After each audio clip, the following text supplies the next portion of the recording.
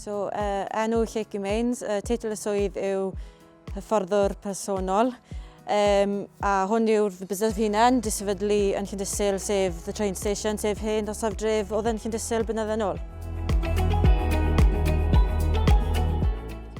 Mae bach o ymrywiaeth yn y gwaith, actually. Yn bennaf hyfforddi personol at pobl cleiented, ond fi'n ymrywio popeth rhwng un at un, so jyst fi a un person arall, mae'n bach mwy o hyfforddi personol Pacific, neu fi'n grwpiau bach, so rhwng 3 a 5 o bobl, sy'n cadw fe dal yn y atmosffer bach mwy fach, neu fi'n gwneud classes fyd, so mae hwnna allu fod lan at 10 o bobl, bach mwy o wmff a joio yn y clas o'r ni.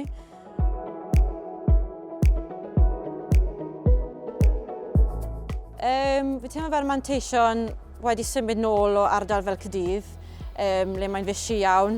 Mae lot o gystadleuaeth yn wedig yn yr math o waith yma, yn wedig erbyn hyn, achos mae ffitrwydd a hyfforddi personol wedi mynd yn mor fawr erbyn heddi. So mae'n neis gallu jyst dod â rhywbeth nôl i Sir Gar, sy'n rili dim byd fel hyn o fewn Sir Gar, rili, wedig yn yr ardal hyn yn Llandysul. Y profiadau ges i yn rhywle fysi fel Caerdydd, dod nôl fe i rhywle bach mwy tywel yn Sir Gar o'r ni.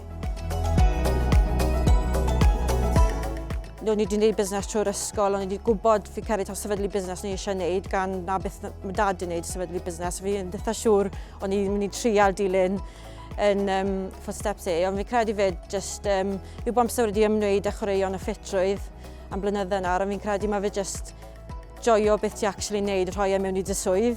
Mae fe'n completely gwahanol, achos maen nhw'n gweud y fe, os ti'n joio beth ti'n wneud, so ti'n rili yn gweithio dyfnod yn bywyd ti. Yn enwedig fel rhywbeth fi wedi mynd mewn i mae fe ddim yn rhwydd, mae rhaid chi dechrau ar y gwylod, falle byddech chi profi, mae yna gweithle arall, mod fel o rhaid fi gweithio yn gampfa arall, a mewn ffordd so chi'n rili gallu cyfleu personoliaeth chi, o fewn bych chi'n special yn ddo'n wneud fyny. So fi'n meddwl, mae rhaid chi'n bendant cymryd risg. So fi'n meddwl, os o'n ni heb cymryd risg a agor hwn, byddwn ni byth yn gwybod fe. A ie, fi jyst yn meddwl, os chi'n wir yn, chi wir yn meddwl bod chi yr gyrfa na o flaen chi, a bod chi yn passionate o beth i bych chi'n wneud, wedyn ewch amdani, achos peth gweithio yw bydde ddim yn gweithio mas, ond os na chi'n trio, bych chi byth yn gwybod. Mae bendant challenges i gael yn y swydd, yn enwedig dino lan oriau man y bore, gweithio man oriau hwyr. Sim lot o pobl yn gweld yr gwaith sy'n mynd mewn i o rhan dino'n bore, dino'n hwyr, creu sesiynau, a dim dim ond na, creu sesiynau gwahanol bob tro, so bob tro mae pobl yn dod mas, fi byth yn rhoi'r un sesiwn yn nhw, achos sa'i moyn y busnes cwmpo'n boring i pobl, fi moyn cadw fresh newydd, fi moyn cleientau troi lan ma ddim yn siŵr beth maen nhw'n wneud rhan fwy o amser. Achos fel chi'n cadw'r busnes yn bwrlwm a'r cadw yr excitement o beth chi'n mynd i wneud y dod mae i wneud. Fi Linda Bashford a fi wedi bod yma byti blwyddyn hanner. Fi'n dod classes unigol gyda Lleucu. Gwedwch bobl bach yn hun, falle, bod nhw ddim yn moyn, ddim yn eisiau siarad Saesneg, bod well da nhw siarad Cymraeg.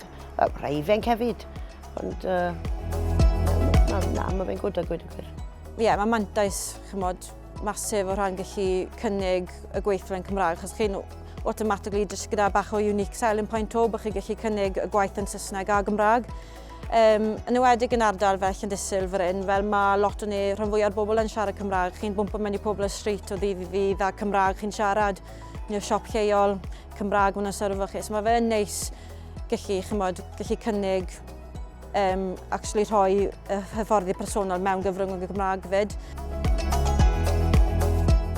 Wel, un o'r pethau mwyaf fi'n cael ei gofyn o ddydd i ddydd, neu cleientiaid newydd nhw hynny fi, yw beth sy'n eisiau wneud i colli pwysau. Fi moyn colli pwysau mor gloi o posib, a flaen yn co, ond mae pobl yn meddwl beth eisiau chi wneud, sawl oriau o cardio o dydd, a bod chi ddim eich bita braidd dim byd i colli pwysau. And yn wirioneddol, mae fe actually completely gwahanol, fe fi moyn dysgu pobl a rhoi y cefnogaeth iawn i bobl o rhan, os dim eisiau chi fod wneud oriau maen nhw cardio dydd, bod faint bod bwysig yw codi pwysau o ran ffitrwydd a cadw'n iach, a bod chi gallu bita, os rhywbeth, lot fwy na bych chi'n meddwl, i actually gallu tono lan a creu corff chi actually eisiau.